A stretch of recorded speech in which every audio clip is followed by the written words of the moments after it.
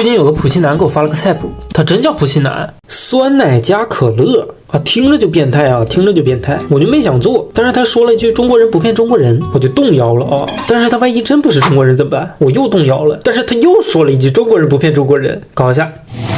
酸奶虽然不是纯真啊，但是应该也可以，这玩意儿应该不挑吧？可乐啊，那肯定是默认是可口了啊。但是呢，我怎么可能只测试可乐和酸奶？雪碧、比冰洋。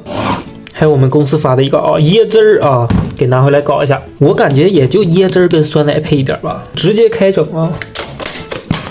哎，其实我是不想做的，但是这个普信男他简直是太自信了啊！每一句话我都能看到他这个坚毅的眼神啊。OK， 酸奶啊，先这个干尝一口啊。这个酸奶是一点味儿没有啊，是一点糖也没加，就是纯酸啊，就是纯酸。放2勺吧。它是不是要那种稀酸奶啊？这种固体的不知道行不行？少倒一点吧。真恶心啊，真恶心，咯楞咯楞。哎呀，我感觉它应该用稀的啊。大郎喝药了。其实我现在不好奇它的味道，我好奇的是第一个想到把酸奶跟可乐放一起的人是怎么想的呢？我就不理解了啊！尝一口吧，尝一口，干了兄弟吧。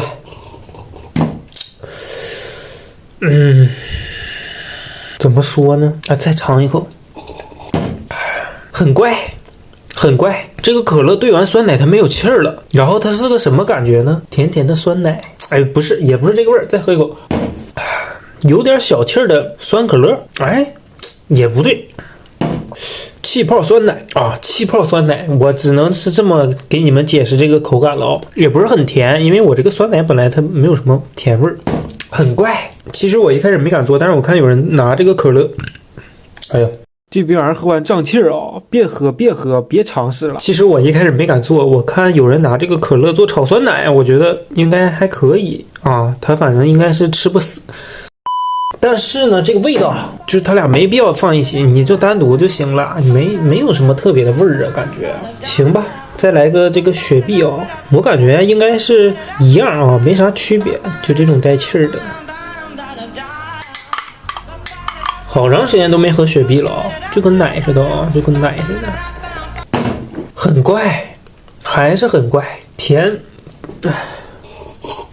这个酸奶会把雪碧跟可乐里边那个甜给中和掉碳酸酸奶碳酸酸奶就变得没什么味儿了没什么味儿，不好喝。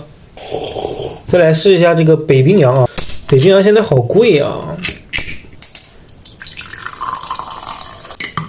北冰洋酸奶，这个不一样，这个跟那两个不一样，这个是真他妈难喝呀，这个真难喝北冰洋气儿比雪碧跟可乐足，更酸它这个是酸味儿，本来这个酸牛奶就更酸了，加上这个北冰洋更酸酸上加酸了，是酸牛奶酸上酸真难喝，这个真难喝，这个倒了得。最后试一下这个感觉能正常一点的椰子酸奶，我先干喝一口，这个椰子汁挺好喝的。这个应该能挺好喝毕竟这个椰汁是甜的，本来就挺好喝。